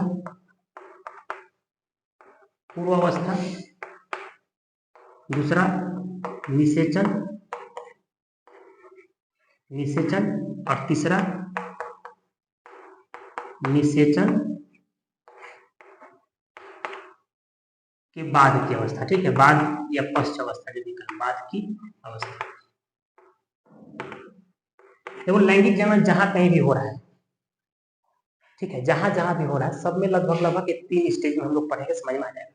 ठीक है, लैंगिक जनन होने के लिए निषेचन की पूर्व अवस्था कुछ न कुछ तैयारी करती है प्रकृति। बॉडी उस हिसाब से प्रिपेयर होना चाहिए, ठीक है। ऐसा नहीं कि मतलब कोई बच्चा है किसी भी जीव का तो वो जनन कर सकता है, जनन नहीं कर पाएगा। उसके लिए उसे क्या करना होगा, उसको किशोरावस्था में पहुंचना होगा ताकि उसका बॉडी बच्चा पैदा करने के योग्य हो सके। तो वही क्या है, निषेचन की पूर्वावस्था। निषेचन का मतलब क्या होता है, निषेचन का मतलब बता सकते हो क्या? निषेचन का मतलब नर युग्मक एवं मादा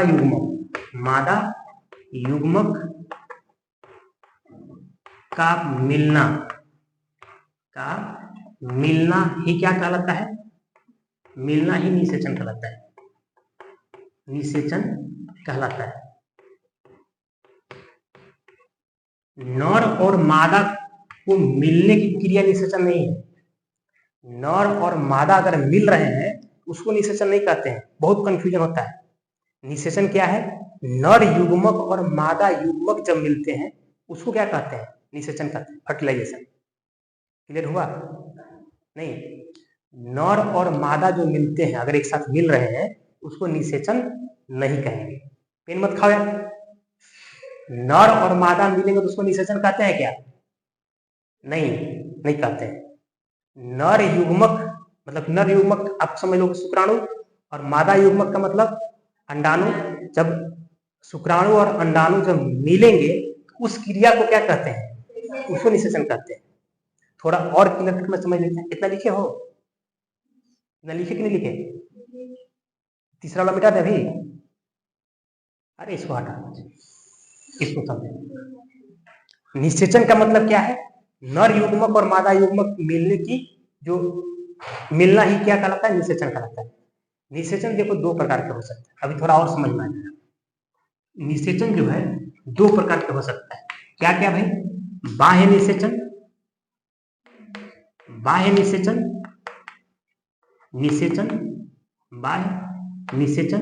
और आंतरिक निषेचन।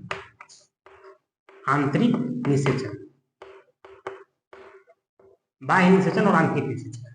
बाह्य निषेचन का क्या मतलब, जब शुक्राणु और अंडाणु, या मतलब उसको शुक्राणु अंडाणु में बार बार इसलिए कर रहा हूं ताकि मतलब माइंड में सेट है पहले से। नर युग्मक और मादा युग्मक बोलना चाहिए। क्या बोलना चाहिए?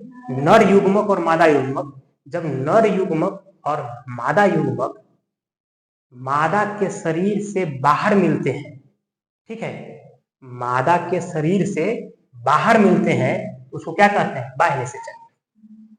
बात समझ में आया? मतलब कभी कभी ऐसा होता है कुछ जीव, जैसे कुछ मेढक हो गए, कुछ मछली हो गए, कुछ कीटाणु हो गए, कुछ भक्षण हो गए, जैसे छोटे छोटे जीव हैं, उन लोग क्या करते हैं कि नर जो है कि अपना युग्मक किसी माध्यम में छोड़ देता है, जैसे पानी में छोड़ देता है, और मादा भी अपना युग्मक जो है कि पानी में छोड़ देता है, ठीक है।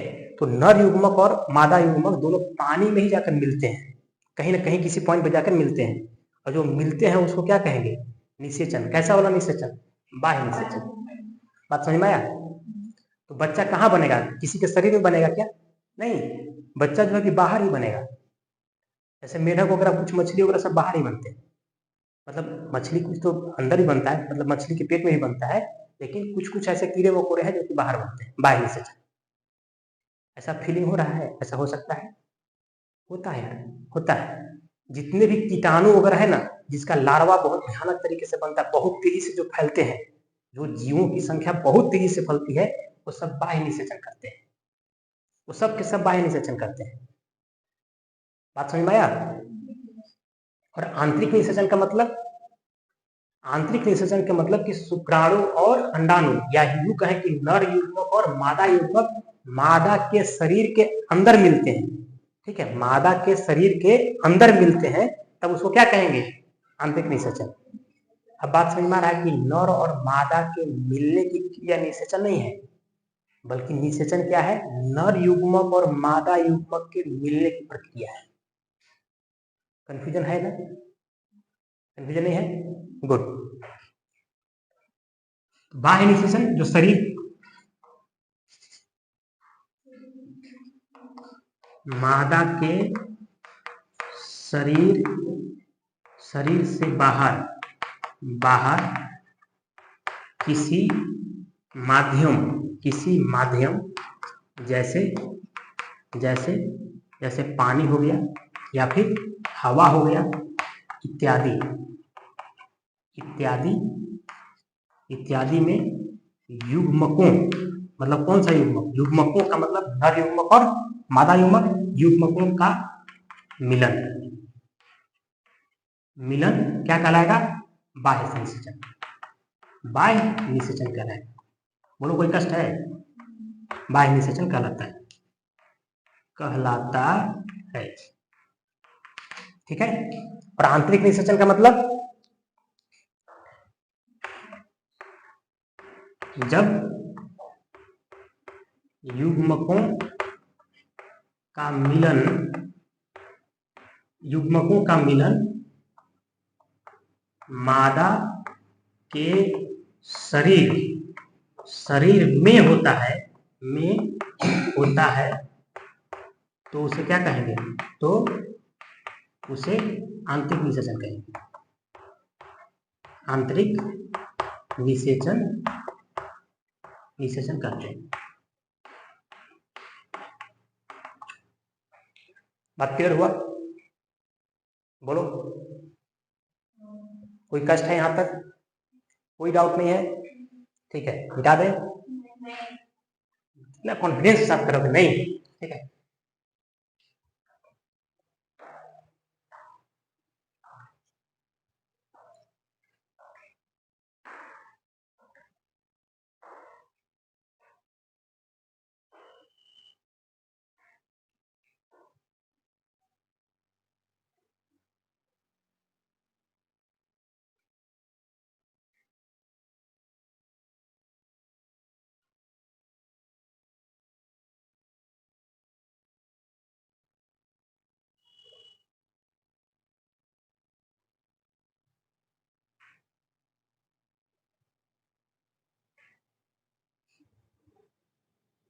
हो गया?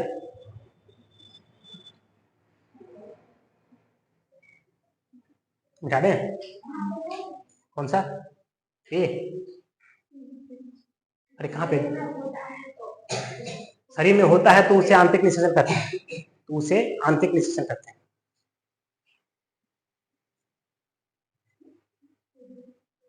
ठीक है।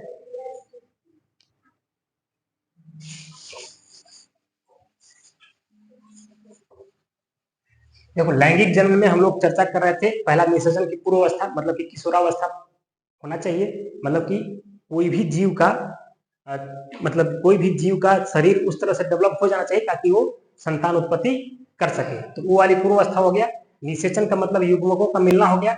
और तीसरा है निषेचन के पश्चात। निषेचन के पश्चात होता क्या है, देखो पहले आपका युग्मक मिलकर युग्मक प्लस युग्मक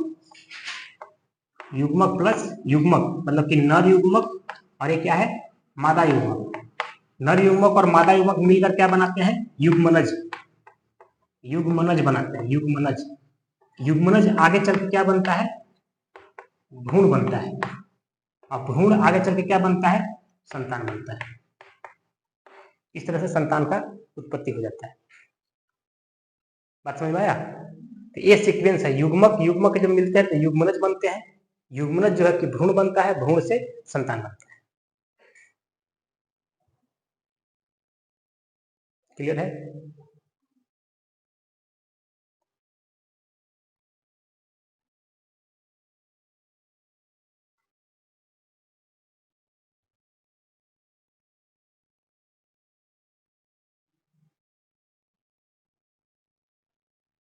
उठा दूं?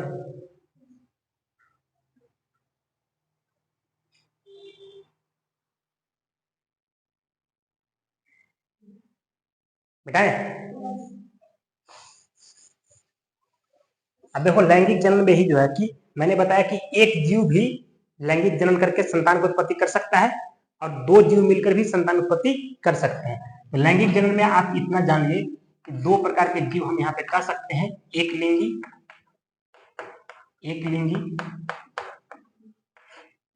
जीव ठीक है, एक लिंगी जीव और दूसरे को कहेंगे द्विलिंगी। द्विलिंगी, द्विलिंगी जीव, द्विलिंगी जीव, या फिर इसको कहेंगे उभयलिंगी भी इसको बोलता है, उभयलिंगी, उभयलिंगी जीव।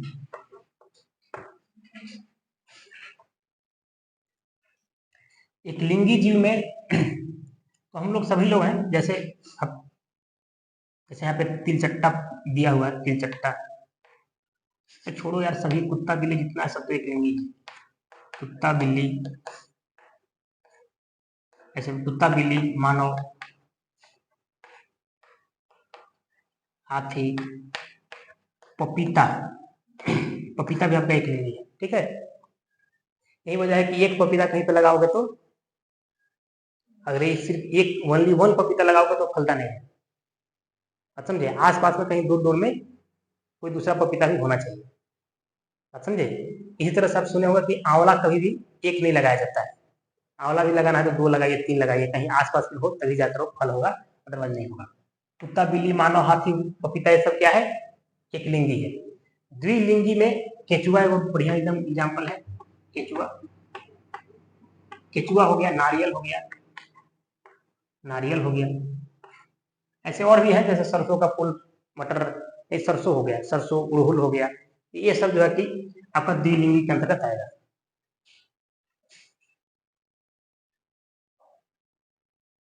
एक लिंगी जीव, अब एक लिंगी जीव है तो इसमें अनिवार्य रूप से 2 जीव की आवश्यकता पड़ेगी, ठीक है। और द्विलिंगी जीव है तो कोई आवश्यक नहीं है कि 2 जीव मिले ही, एक ही जीव चाहेगा तो संतान की उत्पत्ति कर सकता है। क्लियर हुआ। अब देखो आपका जो अगला चैप्टर है, जो कि सिलेबस का आपका पहला चैप्टर है, वो क्या पढ़ना है, लैंगिक जनन, किसे पढ़ना है, द्विलिंगी वाला पढ़ना है, द्विलिंगी नहीं कह सकते हो, लैंगिक में पढ़ना है आपका, पुष्पी पादपों में पढ़ना है, पुष्पी पादपों में लैंगिक जनन पढ़ना है, तो वो इन्हीं का इर्द गिर्द घूमेगा, ठीक है। सब कुछ ऐसे ही चलेंगे। और इसके बाद सेकेंड जो चैप्टर है, सेकेंड चैप्टर क्या पढ़ना है, मानव में जनन। मानव में जनन हम लोग एक लिंगी वाला पढ़ेंगे, ठीक है। कल का होमवर्क क्या है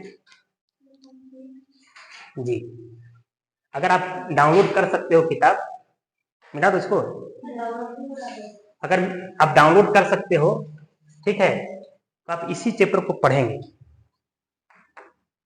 जीवों में जनन, जीवों में जनन, ये आप पढ़ोगे।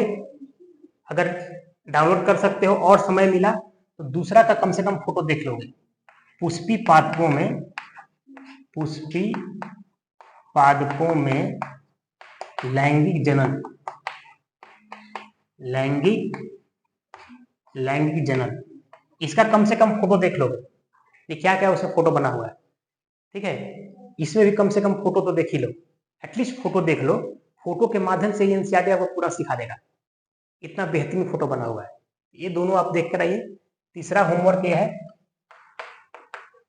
कि अभी तक जितना भी बायो भी पढ़ाए हैं, 1-2 दिन पहले पढ़ाए थे ना, वो सब का रिवीजन करो।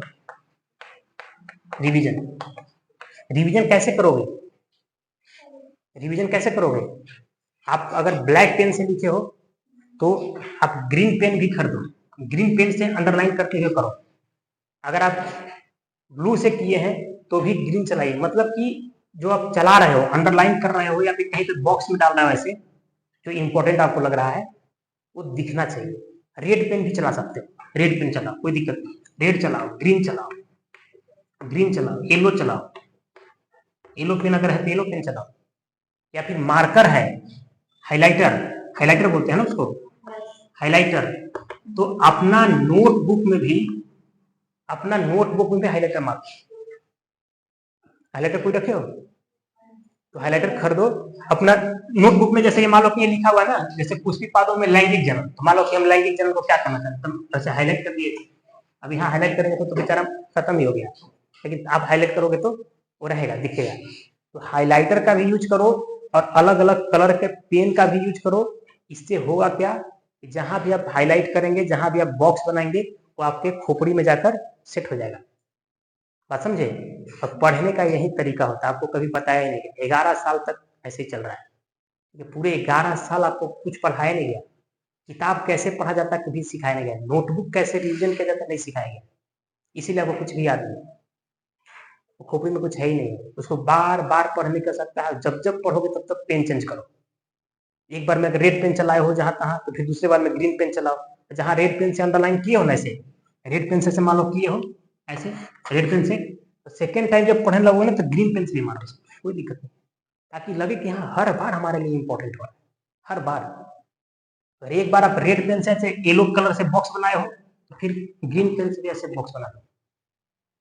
आपका ये बॉक्स बनाते तक जो 2 सेकंड आप इसके साथ गुजर रहे हो, इसकी अपनी जिंदगी गुजार रहे हो उसके साथ, वो क्या करेगा, वो आपको आपका साथी बन जाएगा यार। तो आप ऐसा करके देखिए, बाकी सब कुछ गायब हो जाएगा दिमाग से, लेकिन जहां जहां पे आप हाईलाइट किए हो, जहां जहां अंडरलाइन किए हो, कम से कम करना है, ऐसा कि सब लिख पोत देना नहीं, ठीक है। कभी जब कहाँ जहां तहां करो, वही चीज याद रहेगी, और उतना जो इम्पोर्टेंट है अगर वो याद हो गया तो बाकी तो सेंटेंस बन ही जाता है ना एग्जाम में, बाकी सेंटेंस तो बना ही लोगे, बना लोगे, बिंदास लिख दो, ऐसे करके पढ़ो। क्लियर है? ठीक।